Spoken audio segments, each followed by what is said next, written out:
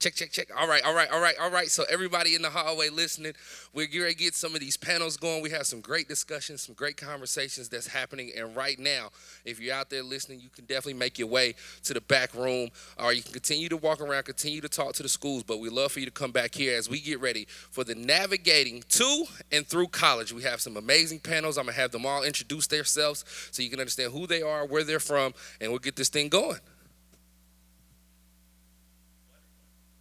Thank you. Good morning, everyone. I'm Greg Harrell, and I serve with the Indiana Commission for Higher Education, and I'm pleased today to be this panel's moderator, which is entitled Navigating to and Through College.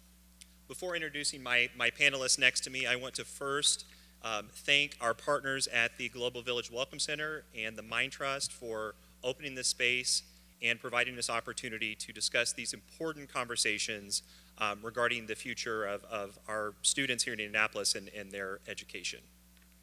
So this will be a bilingual panel, and before going further, hablemos en español. Muy buenas a todos, yo soy Greg Harrell y trabajo con la Comisión de Educación Superior de Indiana.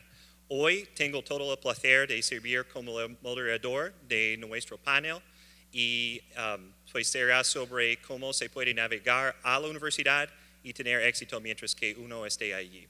Tengo a mis amigos a mi lado que servirán como las panelistas y antes de que les conozcamos, vamos a hablar un poco sobre nuestros amigos del Global Village Welcome Center, así como el Mind Trust. Y queremos darles agradecimiento por haber abierto nuestro espacio hoy y habernos dado la oportunidad de hablar sobre temas importantes. So before going further, I want to introduce our panelists. To my left, I have Alicia Cardosa, who is with us today, speaking as a DACA recipient. Very excited to have her as part of this conversation. Followed by Kinsey Hoke, who is my colleague and coworker at the Commission for Higher Education. She's especially excited to talk about our program, 21st Century Scholars, today. Thirdly is Maria Quiroz Southwood, who is with the Indiana Latino Institute. And last but certainly not least, I have Luis Serrano, who is with Christel House Academy at Manual. Ahora presentamos a las panelistas. Por primero tengo a mi lado izquierdo Alicia Cardoza, que es un recipiente de DACA, y estamos emocionados por escuchar lo que tiene que decir hoy. Seguido por Kinsey Hoke, la que es compañera mía, de hecho, y trabaja conmigo en la Comisión de Educación Superior. Kinsey hoy explicará el programa 21st Century Scholars. Tercera, tenemos a mi amiga María Quiroz, la que sirve con el Instituto Latino de Indiana. Y por último, tenemos a Luis Serrano, que es con el Christel House Academy at Manual. So, thank you very much for joining us. Before I begin asking some really important questions of my panelists, I'd like to first see here in the audience if there's anyone who has a middle school student or high school student joining us today. All right, awesome. Got one person, fantastic. We're going to talk today about many different resources, programs, and supports that are available here in Indianapolis and really throughout Indiana. And we recognize that there at times are so many things available that can be a little bit overwhelming. So what we want to do is kind of talk through some important key steps that you can take even today to make the education of your student one that's much more brighter. So excited to talk about that. Si tenemos en la audiencia algunas personas que tienen hijos que están por el séptimo u octavo grado, o quizá los que están en el high school, la presentación hoy es para ustedes mismos. Sé que tenemos muchos recursos, programas, oportunidades que están por Indianapolis y, bueno, por Indiana también. Y sabemos que eso puede ser un poco abrumante, ¿no? O sea, como hay tantas cosas, es difícil que a veces hagamos elecciones o lo que sea. Y por eso hoy mismo nos hemos reunido y queremos pues hablar de algunos pasos concretos que pueden tomar pues de hecho hoy día para que el futuro de su hijo sea más brillante, para que tengan éxito más allá del high school. So with that, we're going to go ahead and get started. And My first question I want to toss over to Luis, and I think it's appropriate for us to maybe talk in a chronological fashion. I think a lot of people probably today are asking, when should I just start planning for my students' education? Should it be today, tomorrow, when exactly? Así que con la conversación comenzamos con Luis. Y sé que hay muchas familias que están escuchando que probablemente se están preguntando, pues, ¿cuándo empezamos con la planificación en cuanto a la educación de mi hijo? Y Luis, queremos que nos explique un poco sobre eso. Well, thinking on when, the best time to start is yesterday, okay? the earlier, the better regarding college readiness, because if we wait until our kids are not kids, juniors or seniors, maybe it's too late and should be overwhelming, not just for our students, but our families too. If we can start the process on middle school, talking about options, talking about the college readiness language, that it's really important, not just for kids, but for families. What would you like the best? Do you like to study a 4 years program, a 2 years program? What would you like? How would you look the future for you? Are you considering to study in-state, off-state, to stay in dorms, to stay with your family at home? There are so many. It's a whole new world that it's about to open, and if we can communicate with our kids and communicate with our parents, that transition won't be a trauma. It will be a wonderful transition. Counselors, advisors, members, admin members of the school involved in that process helps a lot. And now I'm going to switch to Spanish. La respuesta correcta o el mejor momento para comenzar la educación de nuestros hijos para el college es ayer. Mientras más temprano comencemos, mucho mejor, porque nos dará tiempo de enseñarles un vocabulario de college, de cuáles son los tópicos más importantes para que vayan pensando, para que se vayan haciendo preguntas. No importa si en el camino cambian de opinión, es totalmente correcto cambiar de opinión en el camino. Lo importante es poder comenzar a pensar, comenzar a hablarlo, ver si quiere hacer un programa de 4 años en college, ver si quiere hacer un programa de 2 años.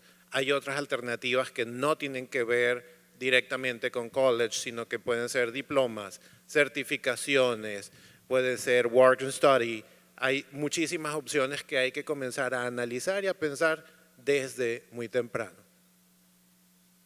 Okay, perfecto. Muchas gracias, Luis. Thank you very much for that answer. And I thought it was great how you didn't just talk about 4-year degrees in terms of options and pathways for our students, but rather there's a lot more out there, right? Be that a 2-year degree, high demand certificate. And with all of those different things, though, I think, whether it's perception or reality, people think the cost of college is increasingly more expensive to a degree where some people are deciding not to go altogether because of cost alone.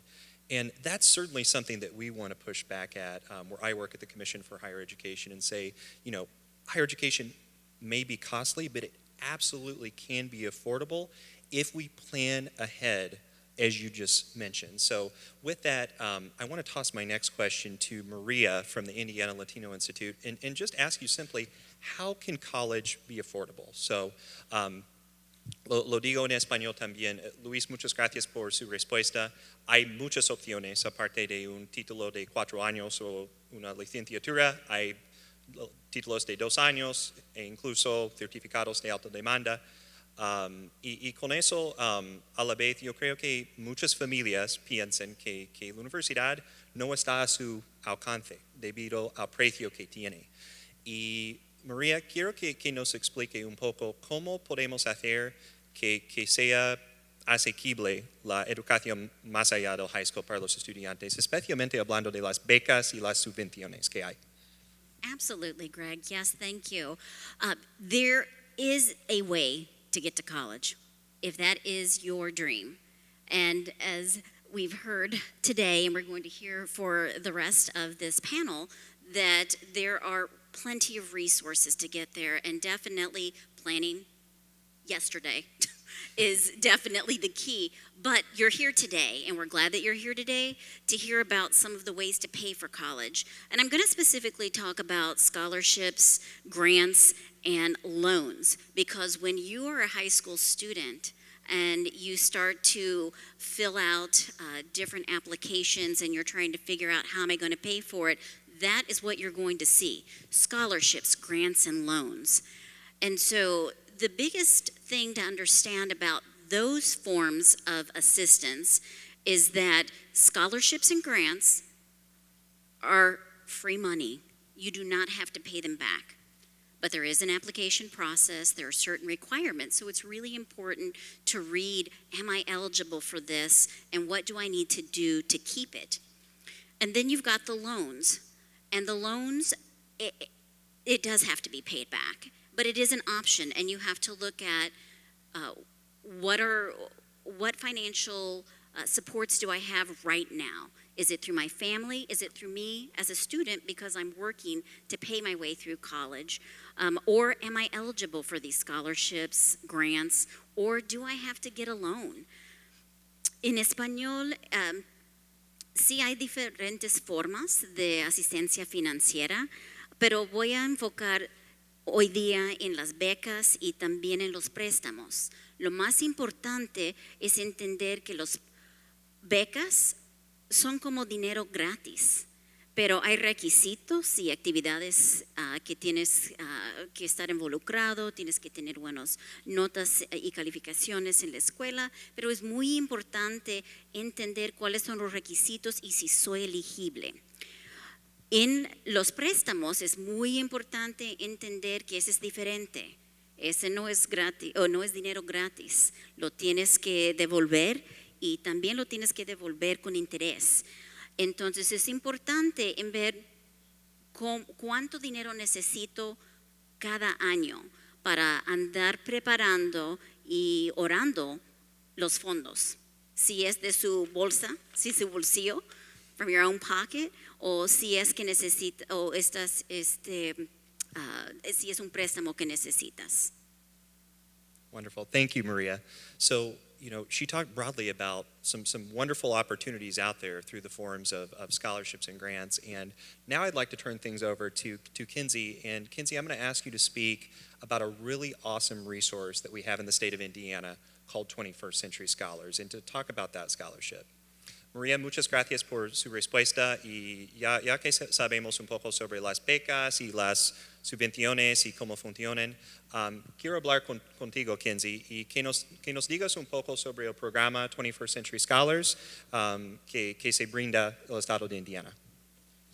Yeah, so I would love to tell you all about this amazing program called 21st Century Scholars. Basically, the program is to help students prepare for college, to apply to college, to get ready for higher education, and basically just thrive in their future. So how this kind of works is the students have different activities that they have to complete through high school and then also on through college. And in return, they receive a huge scholarship that can cover a large portion of their higher education cost. And this is actually completely incredible because the students then have the opportunity to prepare themselves for their future and then also really be able to pay for their future education.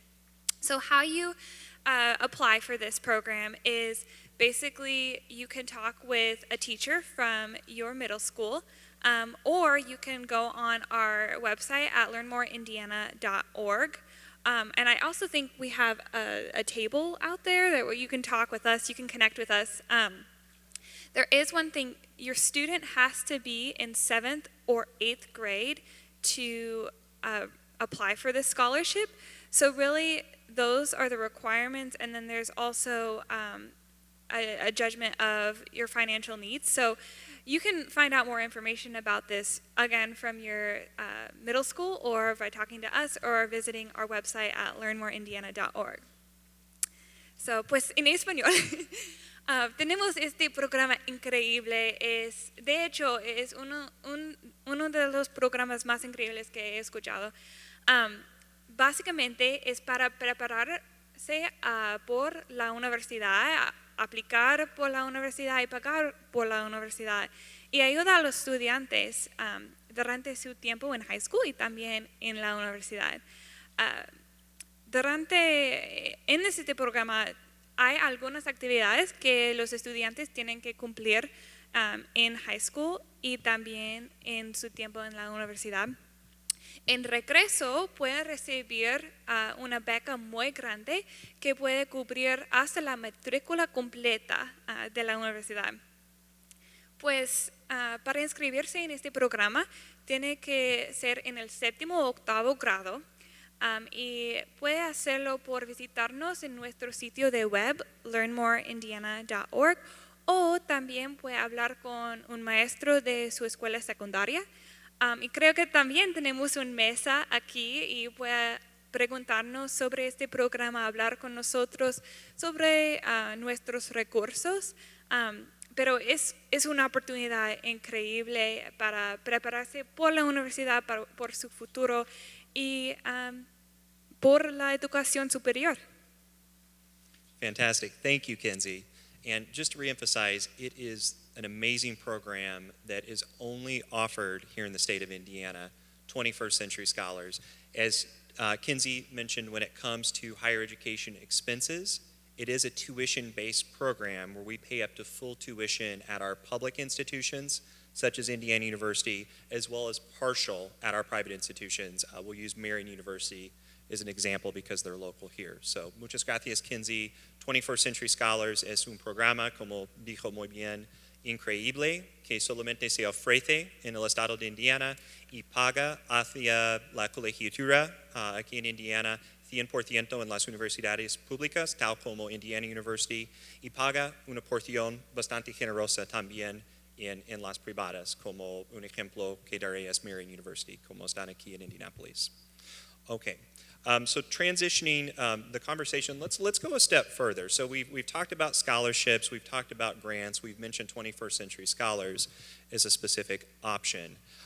Families have probably, at least heard of or maybe have some experience with the Fafsa. The Fafsa is the free application for federal student aid, something that is a requisite, not just for federal aid, state aid such as 21st Century Scholars, or even in most cases, institutional dollars provided by colleges and universities. So I want to know, first of all, what is it? Where does one access it? And when, at what point do you do it? So I'm going to ask Luis, I'll ask you this question first. Bueno, ya que hemos hablado de las becas, las subvenciones y nos hemos dado un ejemplo específico, 21st Century Scholars, vamos un poco más allá y hablemos del tema del FAFSA. Por sus siglas en inglés, significa como solicitud gratuita de ayuda financiera federal, y sabemos que es un requisito para casi todas las opciones que hay, ya sean del gobierno federal, de nosotros del estado, e incluso, las universidades mismas. Así que Luis, nos dirigimos a usted y que nos diga qué es la FAFSA exactamente, cómo se accede y cuándo, por favor. Well, Fafsa is an application that any student needs to file if they are thinking on attending a college. All these beautiful programs we just heard about on grants, scholarships, and 21st Century Scholar have as a prereq filed the FAFSA. It is really difficult to file a FAFSA? No, It's really easy. They have 3 different ways to do it. You can file your Fafsa online. You can also file your Fafsa through the app, and you have the paper form as well. There are 3 different forms, and there are 3 different deadlines too if you're planning to file the Fafsa for an in-state college or for federal aid or for a private institution. We are really near to the deadlines for the Fafsa this year. There's an important thing here. Earlier you file your Fafsa, the better or the fastest you will be served in the future, because the system works like the first received, the first served. So it is really important to do it on time. You won't be able to have access to scholarships, grants, or financial aid if your family didn't file the Fafsa. So it's the most important prereq to start college and have the financial support of any type. Switching to Spanish, el Fafsa es una forma obligatoria, un requisito obligatorio para poder acceder a cualquier tipo de ayuda financiera del Estado o ayuda federal, pero también instituciones públicas y donantes externos solicitan obligatoriamente haber completado el Fafsa. Fafsa no es un registro difícil de completar, no es un registro difícil de llenar, se puede completar a través de la versión en línea, la aplicación y la forma en papel enviada por correo. Cualquiera de las 3 se puede realizar y tiene diferentes deadlines para ser entregado. Mientras más temprano lo puedan entregar, mucho mejor, porque el Fafsa sigue una línea temporal de los primeros que lo entreguen van a ser los primeros atendidos. Es muy importante estar en contacto con profesores, con counselors, con advisors, para que ellos ayuden a completar el Fafsa. Okay. Thank you, Luis, and appreciate you giving background on the FAFSA. I want to go a step further, and Kinsey, I'll turn to you again for this. For our senior high school students, as well as current college students, what is the state deadline this year? And if someone has not done the FAFSA up to this point, and maybe has some questions, needs some help, where can they access free help? Could you give us some suggestions? Ahora hablaré con Kinsey, perdón.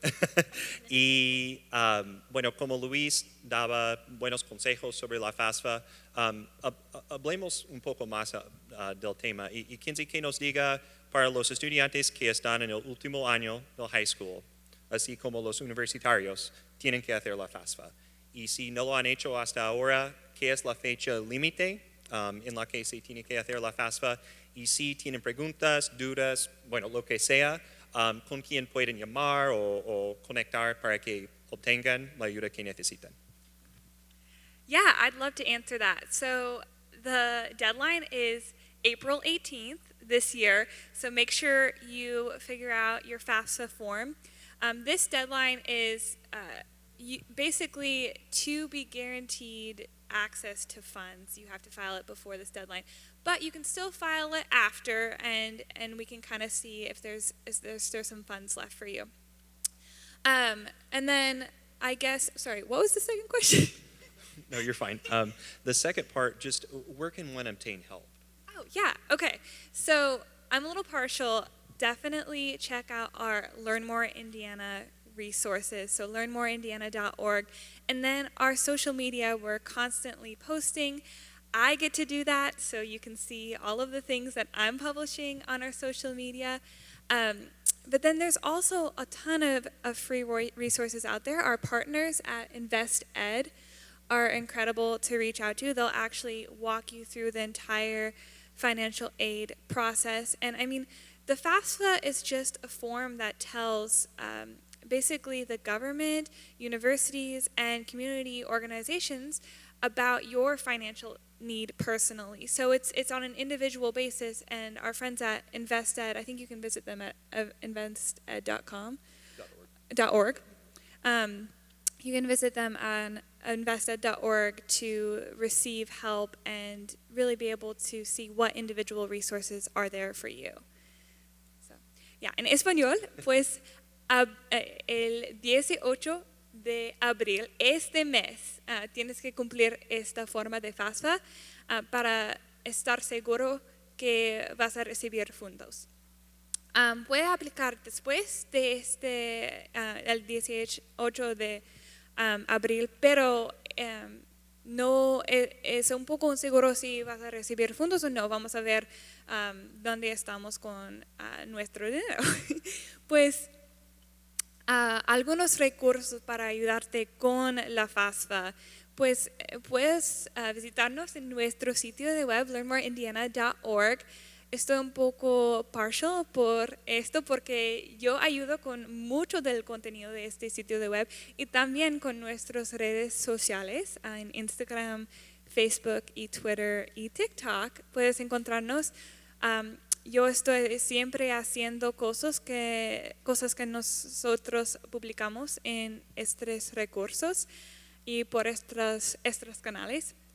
Entonces, visitarnos por nuestras redes sociales. También tenemos el InvestEd, es un recurso increíble. Pueden ayudarte con el proceso individual, porque básicamente la FAFSA es una forma que le dice al gobierno, organizaciones de la comunidad y también las universidades de su necesidad financiera individualmente. Entonces, para preguntar por ayuda individual, solo tiene que hablar con invested.org para recibir ayuda con todo ese proceso y pueden caminar con ustedes por todo eso. Pero ya. Great, thank you. I want to now shift gears just a little bit. And Alicia, you're a current college or a recent college graduate, right? I think having your voice as part of this panel is so important.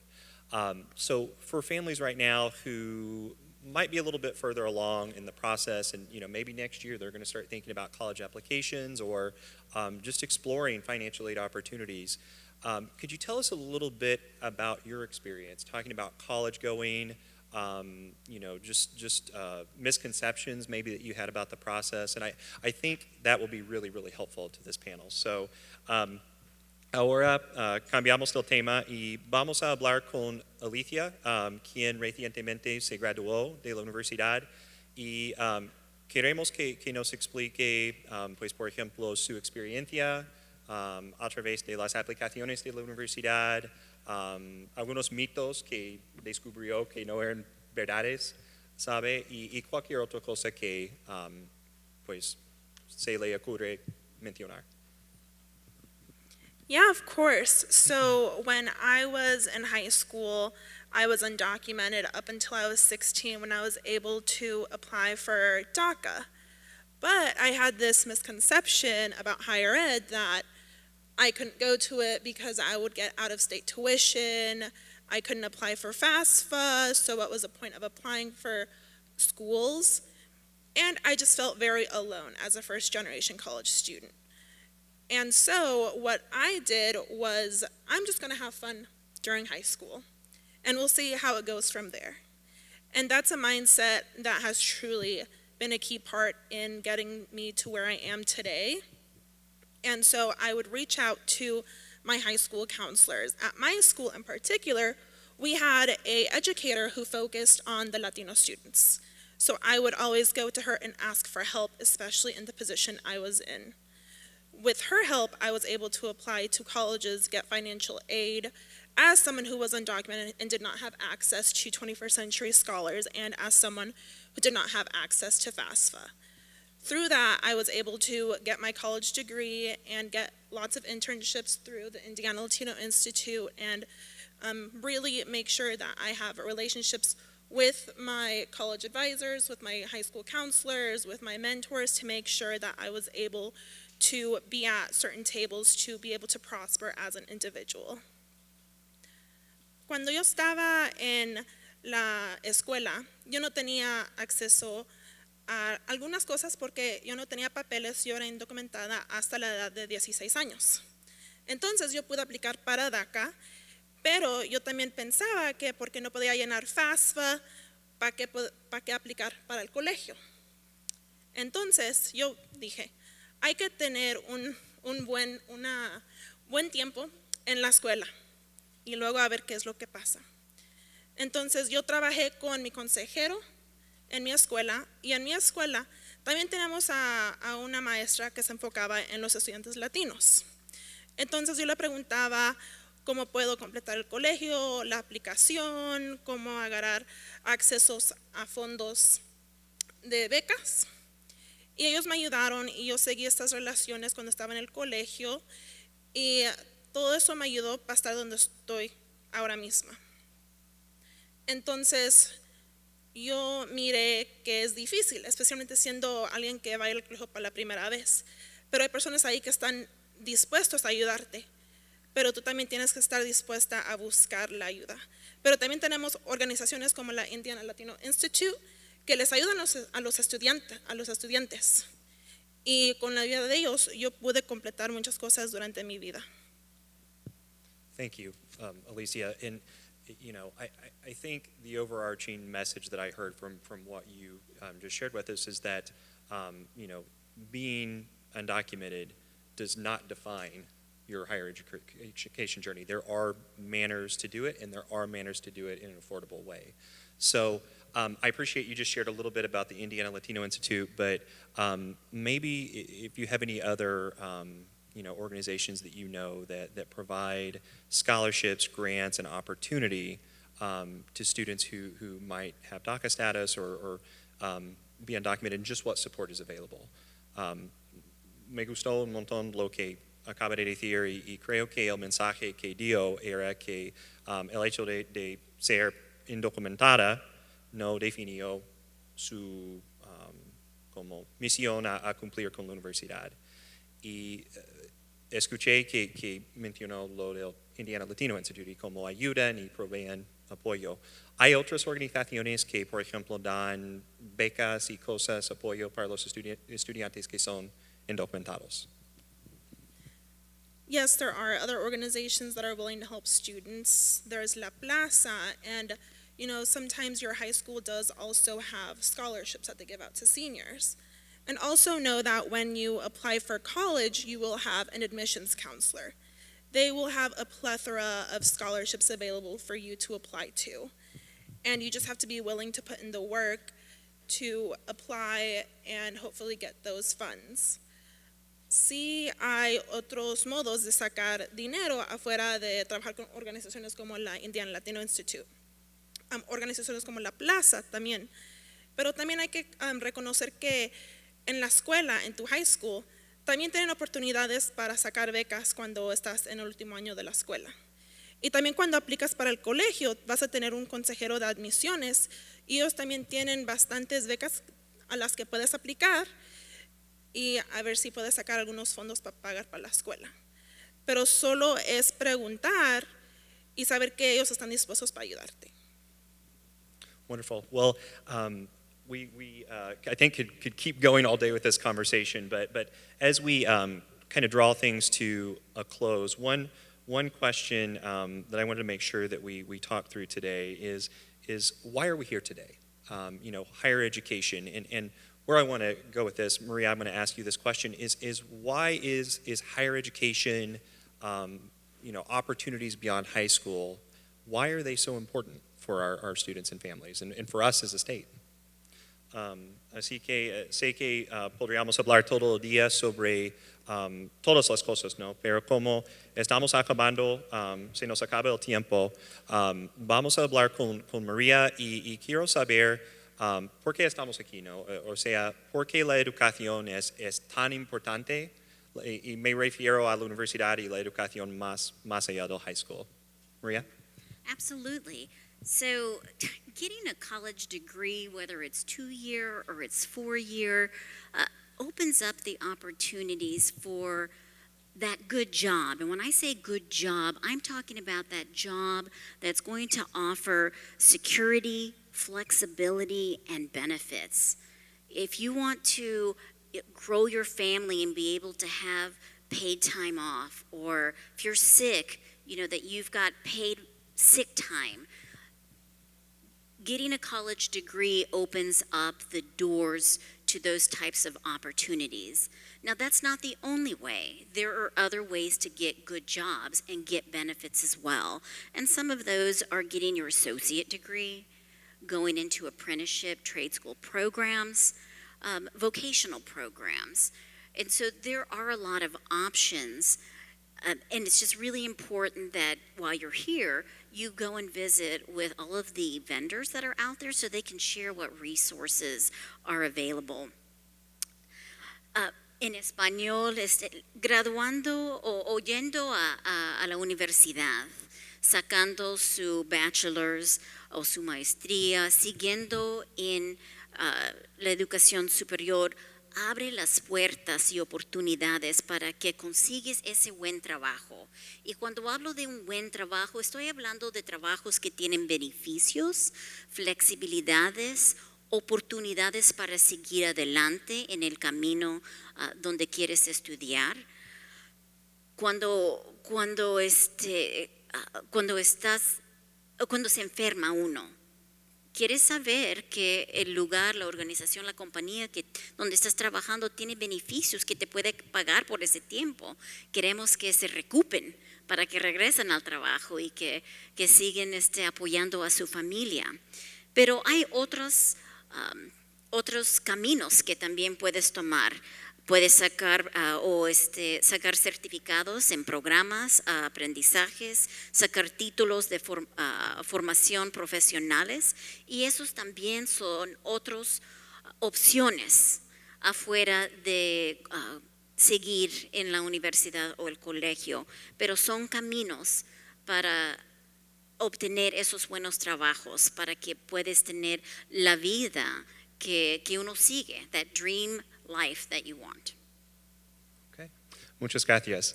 I think we have time just for one more quick question, and I want to pose this to everyone on the panel. And simply put, what is one takeaway that you hope those listening or present here will walk away with today? So, Alicia, I'll start with you. Tenemos nos queda tiempo para hacer una preguntita más y se la voy a preguntar a todos mis amigos. ¿Cuál es la cosa que esperas que las familias hayan aprendido hoy? Y Alicia, comenzaremos con usted y vamos pues a través de la fila. One thing that I want everyone to take away from today is that there are people that are there willing to help you. And although this may seem like a long journey and a lonely one, know that you are not alone by any means, that your teachers, your mentors, your counselors want you to succeed. We want you to succeed. And know that if you reach out to one person and they may not give you the answer you want, know that they can connect you to the right organization. Lo que quiero que todos entiendan hoy es que queremos que todos aprovechen de las oportunidades que están enfrente de ellos. Nosotros queremos que sigan adelante en su educación, de una manera o la otra. Quizás vayan a una organización y ellos no les den lo que anden buscando, pero ellos los pueden conectar con alguien que quizás sí les pueda ayudar. Eso sea por los maestros, por sus consejeros, por un college coach o un entrenador en un deporte, pero ellos les pueden ayudar. Y ellos quieren ver que sigan adelante en sus estudios. Yeah, so I would agree with Alicia. Like, we want for students to succeed, and I think the message that I just want to put forth that I hope everybody realizes is that there's hope and there are resources and you can do this.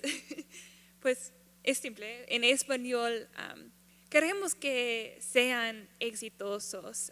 Y el mensaje que quiero decir hoy es que hay esperanza y hay recursos para ayudarles para que sean exitosos y lograr en su educación superior. Okay. I just want to end by saying, listen to this. Knowledge is power. Saber es poder. So take advantage of meeting anyone and everyone that you can meet when they offer any resources, because as we heard today, they might not have the answer for you, but they will know who to connect you with. We want you to be successful. Saber es poder. Tome la oportunidad hoy día y aprovechar de tomar la información, hablar con los representantes para tomar los recursos que están disponibles, porque queremos que son exitosos en su vida, no solamente en high school, en el colegio, pero en la vida. We want you to give back to your community. Queremos que son involucrados en su comunidad. Ustedes son nuestro futuro. You are our future, and we want to help you get there.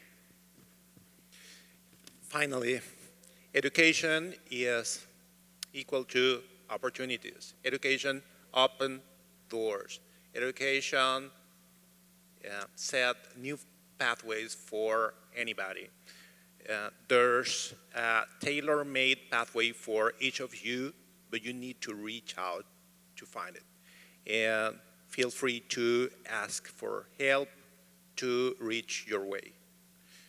La educación es igual a oportunidades y hay muchas oportunidades para todos, pero hay que salir a buscarlas, hay que alcanzarlas. No tengan miedo de pedir ayuda para encontrar ese camino especial que corresponde a una persona o a una familia. Gracias. All right, well, that concludes our panel discussion. Thank you, everyone, for attending, and we hope that you take advantage of the wonderful resources that are available just across the hall during today's event. So, muchas gracias. Se me cayó mi carpeta.